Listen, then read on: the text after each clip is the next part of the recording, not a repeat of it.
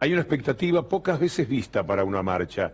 Hay un deseo muy grande de decir basta, no se puede más. Esto es la famosa gota que rebalsa el vaso, porque este es el tema más espinoso con el que podía meterse primero el gobierno, creando toda la situación de la que se valió la Corte Suprema para tomar esta espantosa decisión que bien caro le va a costar, porque aunque sigan en la Corte Suprema, nunca más serán jueces del pueblo.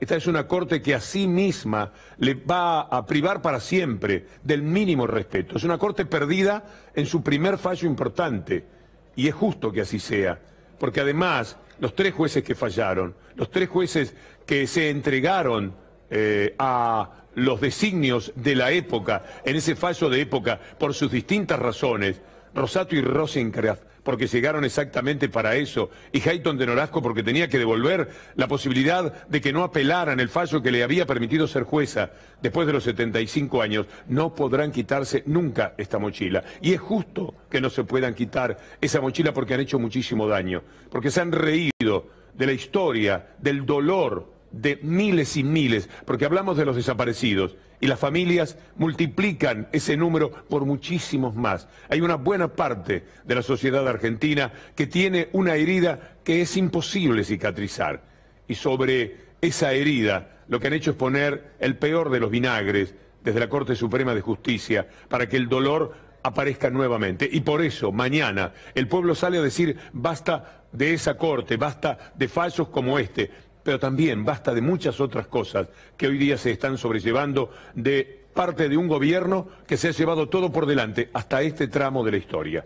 Iván Jagroski. Así es, Víctor Hugo, porque hace un par de horas nada más en la Cámara de Diputados los jefes de bloques de todos los espacios reunidos en el despacho del presidente de la Cámara, de Emilio Monzó, consensuaron que se iba a debatir al final de la jornada varios proyectos para restringir los alcances del fallo de la Corte Suprema. Acá hay varios registros. El primero es, naturalmente, la reacción refractaria que tuvo al fallo de la Corte prácticamente toda la clase política. Después ya sabemos el recorrido que tuvo el oficialismo nacional. Primero salió a apoyar el fallo de la Corte, en palabras de su secretario de Derechos Humanos, Claudia Bruch, y después hizo una suerte de cabriola, si se me permite la licencia poética, Víctor Hugo, y repudió a través de su jefe de gabinete y de varios de sus funcionarios la decisión del máximo tribunal. Pero nadie les cree. Es decir, nadie les cree sinceramente. Alguien puede decir, bueno, si ellos lo dicen, no basta con eso.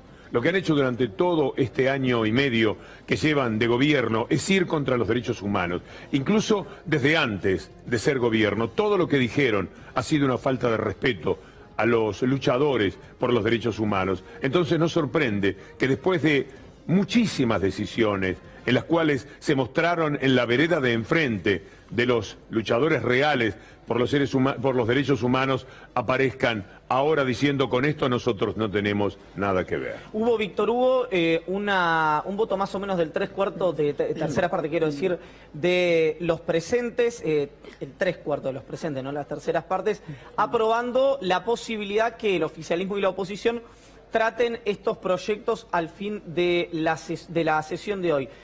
Dos cuestiones para destacar. Primero, Elisa Carrió, que no había hablado sobre el fallo del 2x1, que no había mencionado palabra alguna sobre la decisión del máximo tribunal, culpó al kirchnerismo por el fallo de la Corte Suprema. Ustedes me dirán si yo estoy incurriendo en algún error. No, la diputada... No, más bien deben estar pensando que enloqueciste. Es decir, que no puede ser lo que estás contando. Por omisión legislativa, si yo no recuerdo mal, fue efectivamente, desde lo que dice Carrió es que el gobierno es, la verdad, a mí me parece francamente un poco, ¿cómo decirlo? Compleja la figura para llegar a esa lectura de la diputada Carrió.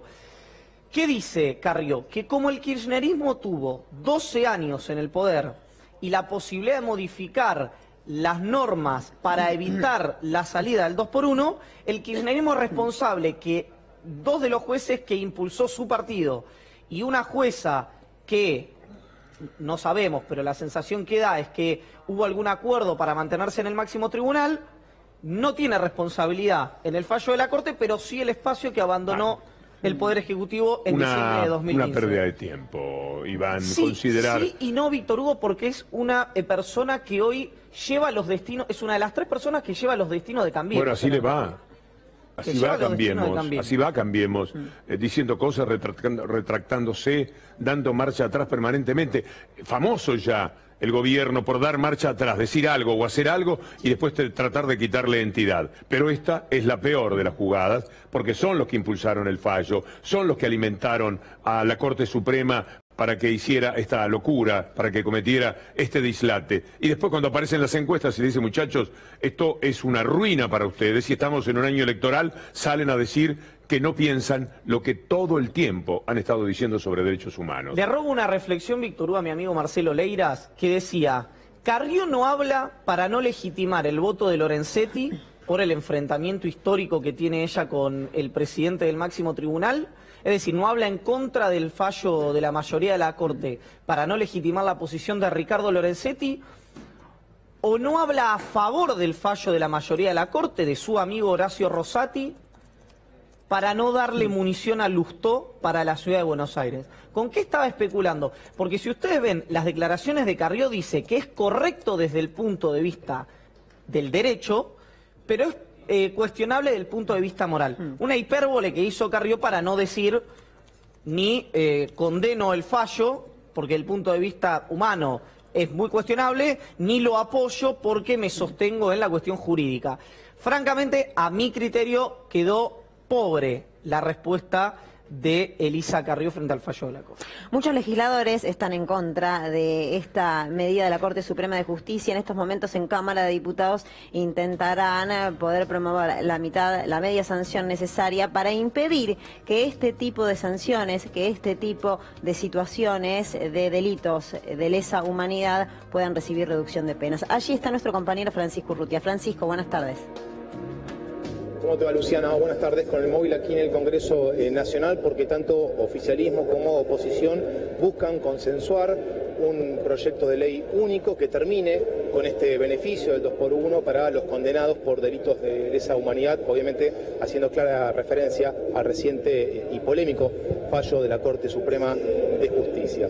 Pasadas las 15 horas, pasadas las 3 de la tarde arrancó la sesión aquí en la Cámara Baja. En primera instancia se abocaron a un debate respecto a 8 acuerdos internacionales y al finalizar el mismo comenzó el debate respecto a los 7 proyectos que se han presentado aquí en la Cámara de Diputados referidos al polémico 2x1, iniciativas de las legisladoras Victoria Donda de Libres del Sur, de Alicia Siciliani del Partido Socialista, de Remo Carlotto y Héctor Recalde, ambos del Frente para la Victoria, de Pablo Tonelli y Daniel Lipovetsky del oficialismo, del bloque de El PRO, y el 7º de Néstor Pitrola, el legislador del Frente de Izquierda, que además de oponerse al 2x1 pidió que se le lleve a cabo juicio político a los 3 miembros, a los 3 ministros de la Corte Suprema de Justicia que votaron a favor de este polémico fallo. Hace un ratito también,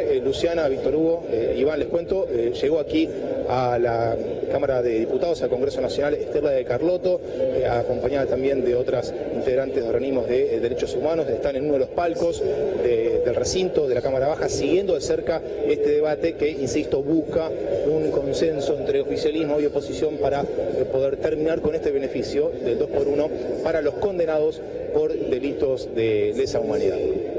En estos momentos Juan Cabandier, por supuesto, de las personas de la política que más autoridad tienen para referirse a este tema. De todo vamos a tener, por supuesto, en el informe más adelante lo más importante que hayan señalado. Esto ocurre ahora mismo y volveremos a Francisco Urrutia para que nos haga también una síntesis de lo que allí se ha dicho, de la posición que tienen los legisladores. Es interesante, Víctor Hugo, que el Poder Ejecutivo Nacional, o más bien el oficialismo dentro del Congreso de la Nación, quiso de alguna manera montarse al rechazo de la Corte y presentar un proyecto para que se restrinja el 2x1. Lo anunció Federico Pinedo en una entrevista con Mariano Martínez el fin de semana.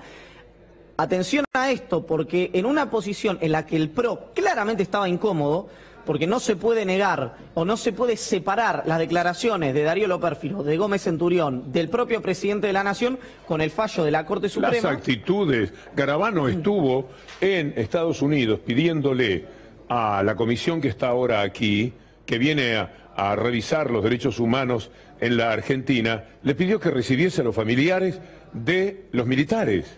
La oficina del alto comisionado, sí. Exactamente. Es decir, hizo ese tipo de gestión. Garabano. Tienen, es al revés, tienen cara para cualquier cosa. Bueno, y en esa, que yo, en términos políticos, Víctor Hugo, en términos éticos o morales, me parece muy cuestionable, pero en términos políticos me parece una habilidad, veo muy incómoda a un sector de la oposición. A un sector de la oposición lo veo muy incómodo vinculado a el voto que hubo a los jueces y la imposibilidad de salir de ese archivo que tiene un sector de la oposición y el PRO sin ningún problema montándose, Víctor Hugo, al rechazo del fallo del 2x1 y presentando un proyecto. Atención con esto en año electoral, cómo el PRO, aún en las situaciones más incómodas, demuestra una habilidad, partiendo a mi criterio de un cinismo muy importante, sí, sobre todo en la cabeza. Para celebrar esa habilidad, Iván, lo que hay que hacer es clausurar la inteligencia. Es decir, si vos le podés correr un telón a tu mente, lo que está haciendo Cambiemos puede prosperar. Pero para cualquier persona que tenga información, incluso la tergiversada, puede ser la información intoxicada que se consume en la Argentina, no puede tener ninguna duda de que aquí hay un acto de tremendo cinismo. Acaban de darle un premio a lo pérfido, lo mandaron a Alemania con un sueldo fantástico, con viáticos extraordinarios, para que consiga algún elemento cultural de Alemania para acá, o de acá para Alemania, no se sabe exactamente qué está haciendo allí. Es un premio. Quisieron sacarlo de un lugar donde tenía demasiada discusión y le dieron un exilio de oro. Y lo han hecho a partir de un hombre que negó todo lo que se puede negar la historia de los derechos humanos. Ocurrió lo mismo con Gómez Centurión, con cada uno de los pasos que han dado. El presidente. Nada menos. Habló de guerra sucia y de que no le importaba el número de los desaparecidos. Sí, pero ha dicho el curro de los derechos humanos. Ha tratado los derechos humanos, el dolor de la gente que hace años lucha por los derechos humanos de la peor manera.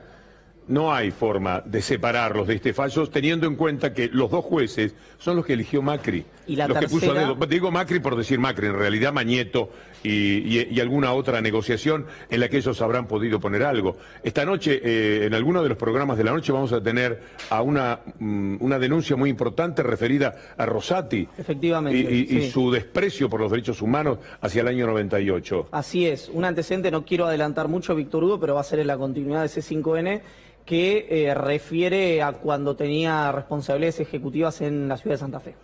Vamos a, y siguiendo con el tema, por supuesto, a tomar contacto con Gabriel Morini en ámbito financiero. Muy buenas tardes, Gabriel.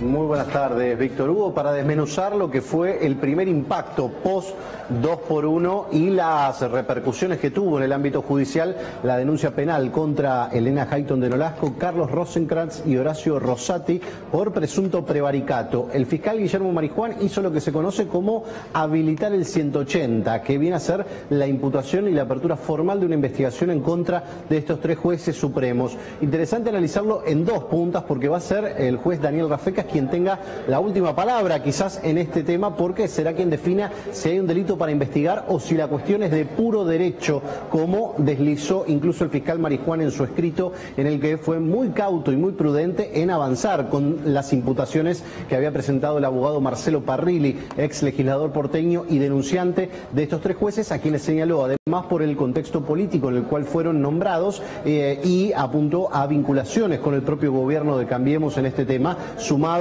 a la no apelación del fallo que dejó firme la permanencia de Elena Hayton de Nolasco en la Corte Suprema de Justicia. Un párrafo muy interesante dice: este acusador público considera que la solución brindada por los juristas podría contrariar el contrato social de los argentinos y la política de Estado sostenida por sus tres poderes para perseguir, juzgar y sancionar las graves violaciones a los derechos humanos. Esta parece una frase casi calcada del voto de Ricardo Lorenzetti y además una de las frases habituales del presidente de la Corte al señalar cuál era la política de Estado de la Corte y del Poder Judicial con respecto respecto a los crímenes de lesa humanidad. Retoma este punto, pero también desliza que la cuestión incluso podría ser de puro derecho y pide medidas, le pide al juez que retome todo el espinel judicial que tuvo el caso Muiña, por el cual se pronunció la Corte, es decir, la sentencia condenatoria, el fallo de la Sala Cuarta de Casación que consideró que había que contabilizarle cada año de la condena como un año en particular y no el 2 por 1, y finalmente la resolución de la Corte Suprema. El escenario podría ser el siguiente: Rafecas puede desestimar esto considerando que no hay delito y que la Corte se expidió en un tema en el que estaba abierto a sus facultades. Prevaricato es, para bajarlo al llano, una cuestión que es de una autoridad judicial que falla o que tiene una resolución contraria a derecho y a sabiendas de que es injusta. Esto es la síntesis de lo que puede implicar el delito de prevaricato y que probablemente el juez Rafecas se tome los próximos días para definir si avanza o no con este tema. Muy probablemente lo desestime, pero por esto que mencionábamos de la posible incidencia de la inexistencia de un delito, por lo menos en términos en los que está planteado. Y hay otro dato que no puede pasar desapercibido. La Secretaría de Derechos Humanos intervino hoy ante un pedido de una de las defensas de los represores solicitando la excarcelación por el 2 por 1. Dijo exactamente lo contrario a lo que muchas de las autoridades políticas habían sostenido, principalmente que en un delito de lesa humanidad es inaplicable e inadmisible que se considere la ley más benigna. Esto contraría directamente la posición de la Corte en lo que el gobierno ya ha tenido como un operativo despegue del fallo de la Corte Suprema. Es que fue todo muy obvio. Muchas gracias, Gabriel. Demasiado. Los jueces puestos por Macri y por las corporaciones.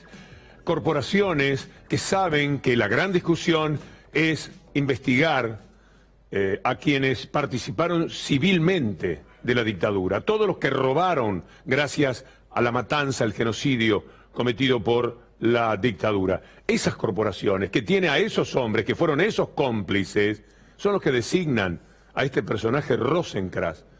Un hombre inadmisible en la Corte, un perfil moral que no tiene ninguna relación con lo que uno imagina, aún a veces en el error, de las personas que ocupan semejante lugar. Y Rosati camina por el mismo lugar.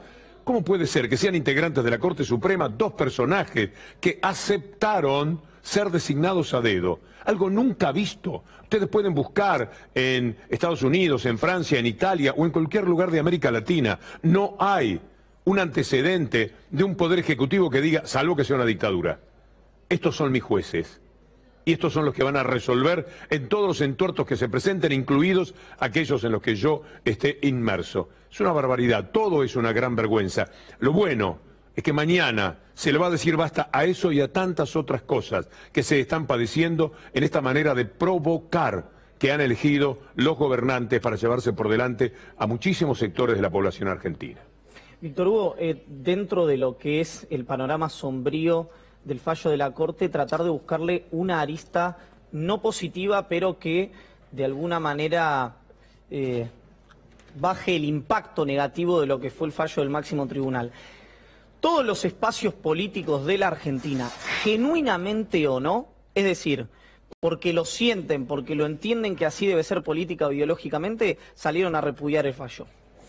El Frente Renovador, naturalmente el Frente para la Victoria, el Frente de Izquierda, por los antecedentes de gestión que ha tenido el espacio kirchnerista, y el Frente de Izquierda por su posición histórica.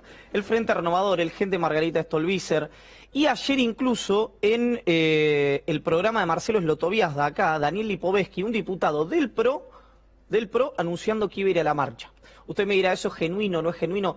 No lo sé, francamente no estoy en la cabeza de lo que son capaces esos de diputados. decir. Pero es cierto, Víctor Hugo, que evidentemente la sociedad argentina, por esa encuesta que contó Gustavo Silvestre acá en C5N, está por delante en esto de la clase política y jurídica de la Argentina. Le da la cara para todo, es decir, son capaces de estar allí también. Pero yo creo que es positivo, Víctor Hugo, ¿eh? Yo creo que es positivo. Sí, si yo le creyera. Si vos le crees es positivo, yo no le creo. No le creo como no le creo a quien estaba anoche en el programa de Gustavo Silvestre. Y entonces le preguntaron, por ejemplo, si estaría de acuerdo con el juicio político a los integrantes de la Corte Suprema, porque esa es una manera de saber exactamente dónde estás parado. Hay que hacerles un test. Y cuando le dijeron que era un fallo de época, dice, de época, y empezó a hablar de cualquier cosa, de economía. Estamos hablando de un fallo de época en cuanto a lo que tiene que ver con la justicia. Te toman el pelo.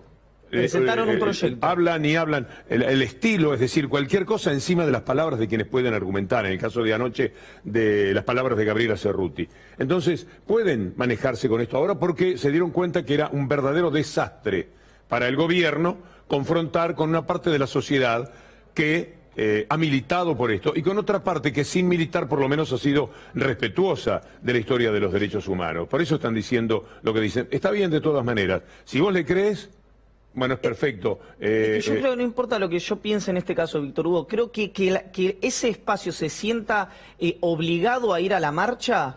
Me parece un triunfo más de la sociedad civil y también, ¿por qué no?, de la clase política que impulsó los juicios, la continuidad histórica entre Alfonsín y los Kirchner, que algo negativo. El Frente para la Victoria y el Frente de Izquierda, Víctor Hugo, a propósito de lo que usted decía, presentaron, como decía Pancho del Móvil, un proyecto para impulsar el juicio político a los 3 jueces que votaron el fallo de la Corte Suprema de Justicia de la Nación. Sí. Es como si la Iglesia quisiera despegarse. Lo intentaron también. Pero no les ha ido bien a la cúpula eclesiástica en su deseo de, después de hablar de reconciliación, después del nuncio apostólico, también querer hablar con esta comisión que llega por el tema de los derechos humanos a la Argentina, para pedir lo mismo, para pedir que sean recibidos los familiares, la gente que tiene que ver con los militares que están presos, con los militares que mataron. Pidió la excarcelación a alguien que tiene 281 crímenes. Nada menos. Es una cosa muy loca lo que ha ocurrido y muy demostrativa de cómo piensa un buen sector político de la Argentina. Tenemos a Rafecas. No se expresó el presidente, Víctor Hugo. No, claro, ¿qué va a decir? Porque le pasan, él sabe que va a decir algo, pero en algún momento lo van a empujar y para que tenés que expresar algo al respecto. Pero sabe que inmediatamente vendrán las expresiones de antes con todo lo que ha hecho en contra de los derechos humanos. Entonces, ¿quién le va a creer? ¿Quién puede creer una sola palabra si llega a decir que él también está en desacuerdo con la Corte y que es una barbaridad el 2x1 y que no pueden estar libres los genocidas y estaban luchando ayer nomás desde el gobierno por la prisión domiciliaria? Es decir, todo lo que han hecho, insisto en que vean el loro político de Martín Astarita y sus colaboradores. Enseguida vamos a estar con la nota de Rafecas porque me piden que vayamos al móvil con Francisco Urrutia. Lo importante de la jornada de hoy, escuchamos a Tati Almeida, línea fundadora de Madres. Ahora lo hemos levantado un rato porque ¿sabe por qué? Honestamente le decimos. Porque está nuevamente hablando la diputada Carrió y le ha faltado permanentemente el respeto a la memoria de nuestros hijos. Entonces 2 veces no la vamos a escuchar. Así que hemos salido y es lamentable los conceptos que ha vertido, pero contra eso... ¿Qué le molestó de Carrió? ¿Qué fue lo que dijo? Directamente que acá nosotros actuábamos con rencor, con venganza, que teníamos que aprender del apartheid en África, donde la gente prefirió saber la verdad, pero no justicia, y llevamos 40 años. Yo le preguntaría a la diputada Carrió si vive en este planeta o en otro, porque en 40 años que llevamos las madres, las abuelas, los familiares, y después los hijos y tantos aquellos que toda la vida nos han acompañado, siempre hemos exigido y seguimos exigiendo justicia legal. Jamás justicia por mano propia. Entonces no puede ser que esta señora nos falte el respeto y sobre todo a nuestros hijos. ¿Qué tiene para decir? ¿Qué tiene para decir? ¿Perdón? ¿Coincide con el pedido de juicio político para los miembros de la Corte Suprema? Pero por supuesto, pero eso está en manos de los abogados, los que entienden toda la parte legal. Nosotros esperamos que realmente este gobierno, que desde que asumió permanentemente está violando los derechos humanos, que ante la respuesta mundial, internacional de rechazo a la ley 2x1, que recapaciten y que realmente podamos anular esta decisión. ¿Qué expectativa respecto a lo que se pueda resolver hoy acá en la Cámara Baja y respecto a la marcha de mañana? Bueno, con respecto a la marcha no, mañana es una concentración que vamos a hacer y Dios quiera, ¿no?, que así como la idea es para rechazar esta ley 2x1, que podamos festejar el logro de toda la ciudadanía y de aquellos también que están fuera de la Argentina, donde por fin se pueda poner límites a esta resolución. Así que, ¿Por qué considera que se llegó a esta instancia en donde desde la Corte Suprema presumen que pueden autorizar o directamente ya autorizan el 2x1 para los represores? Mira, habría que preguntarle al gobierno por qué tiene esas claudicaciones y después pide disculpas, ¿no? Porque fíjate que ante la respuesta, como vuelvo a repetir, que ustedes lo sabrán, la reacción de organismos internacionales y de todos, rechazando esta decisión, ahí se da cuenta el gobierno que una vez más está procediendo como no corresponde. Y no es natural, no es para sorprenderse que ayer mismo la gobernadora Vidal saliera como para separar, digamos, de lo que se había resuelto. Así que en cuanto a por qué tantas veces deciden algo y después dan marcha atrás, hay que preguntárselo al gobierno, ¿eh? Gracias. ¿Cómo es que encuentran la ligación entre los 3 votos de la Corte? Digamos, ¿cuál es el nexo que encuentra usted o las madres entre los votos que hubo a favor de este fallo en la Corte Suprema de Justicia y el gobierno de Mauricio Macri? ¿Cómo es el vínculo? Mira, o sea, no es que no nos extrañó, digamos, ¿no? Porque como es todo un campo propicio desde que asumió Macri a que permanentemente estén violando los derechos humanos, que estén faltándole el respeto a los 30.000, no nos pareció raro que saliera a la Corte Suprema ese amiguismo o vaya a saber favores que se deberán para que hayan votado por este desastre y esto que es anticonstitucional. Chicos, nos vemos mañana en la Plaza de Mayo. Chao. Hasta ahí, Víctor Hugo. Entonces la palabra de Tati Almeida, línea fundadora de Madres de Plaza de Mayo, aquí en Pasos Perdidos. A ver. De los pañuelos fue algo realmente que nos sobrepasó y nos conmovió, porque las redes sociales empezaron a mandar mensaje, que por favor aceptáramos que todos llevasen pañuelo a la Plaza de Mayo mañana. Entonces, realmente hemos decidido, por única vez, que la gente vaya con un pañuelo en el cuello y en un momento en la cabeza, porque los pañuelos son los 30.000 detenidos desaparecidos hasta mañana. Bueno, ahí aclarando entonces Tati Almeida, debido a la cantidad de mensajes, sobre todo en redes sociales, a línea fundadora más de Plaza de Mayo, en la previa de la marcha de mañana, de la concentración de mañana para rechazar y oponerse a este polémico fallo del 2x1, entonces que autorizan por única vez a que todos los manifestantes, todos los que deseen estar mañana presentes en Plaza de Mayo, lleven un pañuelo blanco en un primer momento en el cuello y en algún momento de la tarde sí podrán tenerlo sobre su cabeza, acompañando la lucha de madres y abuelas de tantos años. Gracias, Pancho. Estamos esperando por Javier Torrente. Hoy tengo expectativa. Quiero saber cómo va a ser el día de mañana, porque se merece el sol que tenemos hoy, el día de mañana, para que tanta gente pueda estar a las 6 de la tarde en la Plaza de Mayo. Me parece que va a ser una jornada finalmente inolvidable. Hay un programa, es el de Matías Martín, basta de todo, ¿no? Sí, basta de todo, sí, claro. Sí, sí. Gran programa. Es para decir, sí, gran programa. Es para decir basta de todo mañana. Sí. No solamente de esto que tanto nos afecta en estas horas, basta de todo. Es decir, de tantas cosas hirientes que nos ocurren. Un hombre muy importante habló en esta jornada. Exactamente, justamente Rafecas hizo sus declaraciones y le prestamos atención para después debatirlo. Sería muy presuntuoso de mi parte, como juez de primera instancia, emitir una opinión sobre un fallo de nada menos que de la Corte Suprema de Justicia. Pero nosotros tenemos que seguir trabajando con el mismo ahínco y con la misma determinación en procura de verdad y justicia en estos casos. De hecho, la presencia del juzgado aquí en el hospital lo ratifica en ese sentido.